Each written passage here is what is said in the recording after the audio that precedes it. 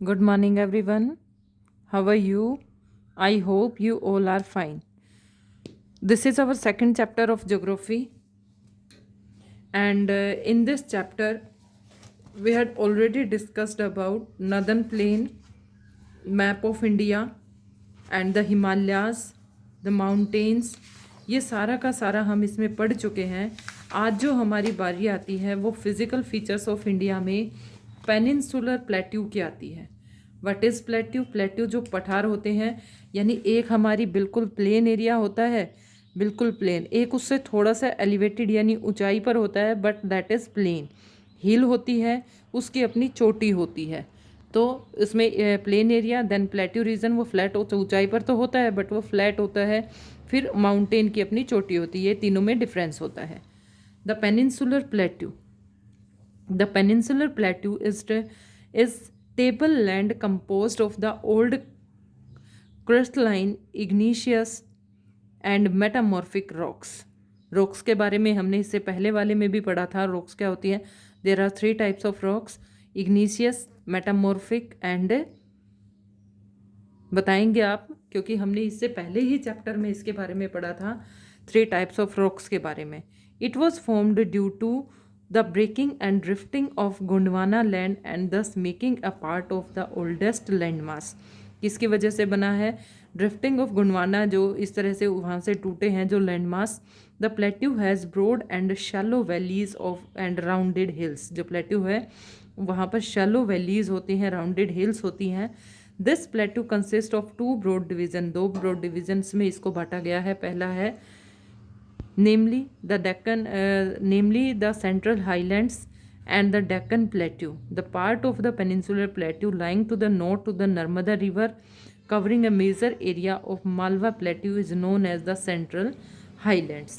यहाँ पर Central Highlands, the Vindhya Ranges is bounded by the Central Highland on the south of the Aravalli on the northwest.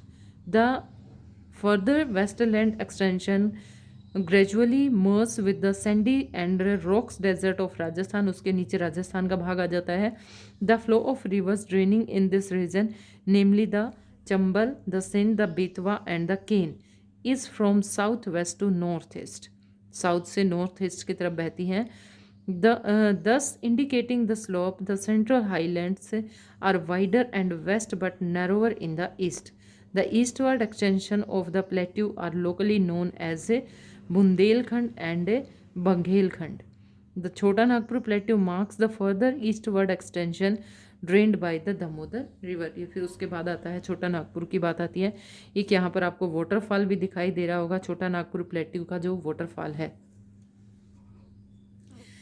The Deccan Plateau is a triangular landmass that lies in the south to the river Narmada. Narmada के south में the Satpura ranges flanks in the, बेटा ये नर्मदा और तापी, हमें 2 reverse का ध्यान रखना है. ये ईस्ट ये वेस्ट फ्लोइंग रिवर्स होती हैं जो वेस्ट की तरफ बहती हैं और जाकर अरेबियन सी में गिरती हैं. बाकी जो सभी रिवर्स हैं वो बे ऑफ बंगाल में फॉल होती हैं. The Satpura ranges flanks its broad base in the north while of Mahadev, the Kaimur hills and the Malai and the Makal range from its extension. Locate these hills in the range of physical map of India. The Deccan Plateau is higher in the west and slopes gently eastward. Higher है वो. An extension of the plateau is known as visible of the northeast, locally known as Meghalaya, Karbai, Anglol Plateau and the North Char Hills. It is separated by the fault from the Chota Nagpur Plateau. 3 prominent hill of the west of the east of Jagaro, खासी and Jaintia. इससे पहले वाले map में जब हमने किया था तो मैंने आपको पहले ही बताया था ये 3 हिल्स हैं. These are the most important hills. These are located in the Meghalaya. The Western Ghat and the eastern Ghat mark the western and the eastern edges of Deccan plateau respectively. ये अगर इंडिया का मैप है तो हमारा ये ईस्टर्न घाट, ये वेस्टर्न घाट है. They are continuous and can be crossed through past only. Locate the Thar, Bhor and the Pal Ghats in the physical map of India. The western Ghat is higher than the eastern Ghat. यहाँ पर दोनों के बीच में difference पूछ लिया जाता है. difference between the eastern and the western Ghat. Their average elevation is 900 to 1600 meters as against 600 meters of the eastern Ghat. यानी इसकी जो एवरेज है वो उससे ज़्यादा है.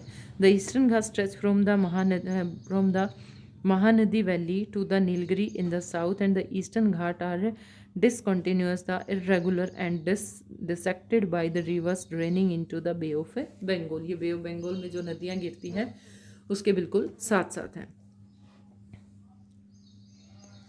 The western Ghat causes orographic rain by the affecting of rain bearing moist winds to rise along the western slopes of the Ghat. The western Ghat are known by the different local name. दो अलग अलग local name उसको दिए हैं Western Ghat को. The height of the Western Ghat progressively increase from the north to south. North से जब south की तरफ जाते हैं तो उसकी हाइट इंक्रीज होती है. The highest peak include the Anaimudi. Anaimudi जो बिल्कुल नीचे है केरला की तरफ, वो इसकी हाइएस्ट पीक है. And the Doddabetta Mahendragiri is the highest peak in the eastern ghat. Mahendragiri eastern ghat की हाइएस्ट पीक है और नीलगिरी वेस्टर्न घाट की हाइएस्ट पीक है. Shevaroy hills and the Javadi hills are located in the southeast to the eastern Ghat. Locate the famous hill station of Udan Midlam, popularly known as Ooty, and the Koda Canal. Ooty हमने बहुत बार हम इस ऊटी नाम सुनते हैं. One of the distinct feature of the peninsular plateau is the black soil area known as Deccan trap. This is the volcanic origin, hence this rock are igneous. अभी तक वो रॉक याद रखेंगे आप. थर्ड रॉक कौन सी है? Actually these rocks have denuded over time and are responsible for the formation of black soil. black soil बनती है इनके कारण. the Aravalli hills lie on the western and the northwestern margin of the peninsular plateau. These are highly eroded hills and are found as broken hills. They extend from Gujarat to Delhi in the southwest northeastern direction. तो यहाँ तक पूरा का पूरा हमने दो घाटों में ईस्टर्न और वेस्टर्न दोनों घाटों में डिफरेंस किया है. कौन सी चोटी कौन से घाट की, कौन सी चोटी हिल कौन से घाट में है, कौन सी ज़्यादा बड़ी है. दोनों घाटों में इस तरह का डिफरेंस किया गया. हाइट भी दी गई है. तो इस तरह से ये क्वेश्चन आप अपने नोटबुक में लिखेंगे, difference between eastern and western ghat. अब बारी आती है हमारे इंडियन डेजर्ट की. और आपको पता ही होगा भारत का सबसे बड़ा डेजर्ट कौन सा है. कई बच्चे सहारा का नाम लेते हैं लेकिन सहारा भारत का नहीं, वर्ल्ड का डेजर्ट है. The Indian desert lie towards the western margin of Aravalli hills. It is undulating sandy plain covered with sand dunes. Sand dunes ये जो मिट्टी के पहाड़ होते हैं उनसे बना हुआ होता है. This region receives very low rainfall below 150 millimetre per year. In it has arid, यानी जो यहाँ की क्लाइमेट है वो सूखी, with low vegetation cover. Streams appears during the rainy season. जो नदियाँ हैं वो केवल रेनी सीजन में ही दिखाई देती हैं. Soon after they disappear into the sand as they do not have enough water. उसके बाद तुरंत वे मिट्टी में समाहित हो जाती है क्योंकि पानी नहीं बचता उसमें. Luni is the only large river in this region. इस रीजन की सबसे बड़ी जो नदी है वो लूनी रिवर है. देखिए यहाँ पर आपको इसकी पिक्चर भी दिखाई दे रही होगी किस तरह का इलाका हमारे देश में राजस्थान में है. This is an arid region. Barchan shape dunes cover the large image, but longitudinal dunes became more prominent near the Indo-Pakistan boundary. If you visit Jaisalmer, you may go to see the group of branches. तो यहाँ पर लोग किस तरह से अपने पानी का, ये देखिए औरतों के सिरों पर आपको मटके दिखाई दे रहे होंगे. ये दूर दूर से कई किलोमीटर से पानी लेकर ये औरतें आती हैं और जो बारिश होती है तो उसके पानी को भी ये लोग स्टोर करते हैं, रेन वाटर हार्वेस्टिंग करते हैं. द कोस्टल प्लेन, उसके बाद आता है coastal planes.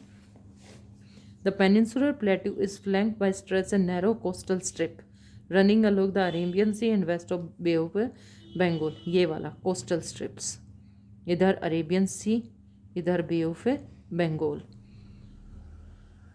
Bay of Bengal on the east. The western coast sandwiched between the Western Ghat and Arabian Sea is a narrow plain. It consists of three sections. The northern part of coast is called a Konkan. Mumbai वाला जो हमें भी western घाट की बात कर रहे हैं, कोंकण तट बोलते हैं इसको. एंड द कोंकण, ये मुंबई से गोवा के बीच में. The central stretch of the called is a Kannada plain, while the southern stretch of the referred as a Malabar coast. तो ये पूछ लिया जाता है कि तीनों को डिफाइन करिए, यानी ये है इस तरह से. अगर हमारा वेस्टर्न घाट है तो फर्स्ट, सेकेंड एंड थर्ड, इसको 3 भागों में इसको डिवाइड किया गया है. तीनों के नाम यहाँ पर दिए गए हैं.